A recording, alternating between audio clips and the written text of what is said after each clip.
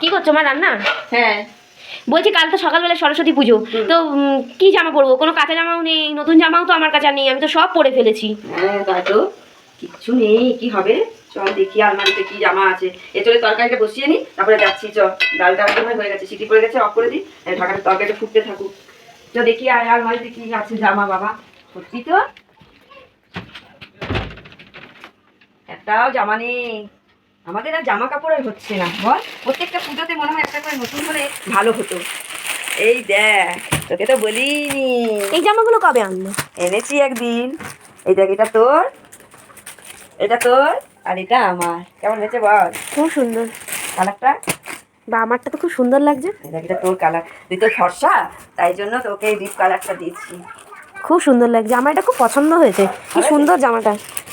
ভালো? হ্যাঁ, তোমারটাও সুন্দর হয়েছে। আমারটা হালকা কালার। আমরা দুজনে ম্যাচিং ম্যাচিং করে পরবো। হ্যাঁ, কেমন হয়েছে বল? খুব সুন্দর হয়েছে। কবে কবে কিনে রেখে দিয়েছে, আমাকে বলেনি। দেখেছিস, এগুলো কালকে আমরা করবো। সরস্বতী পুজো আমরা কালকে করবো, তো আজকে আর করছি না। ঠিক আছে। এরকম একটা আকাশই ছিল না।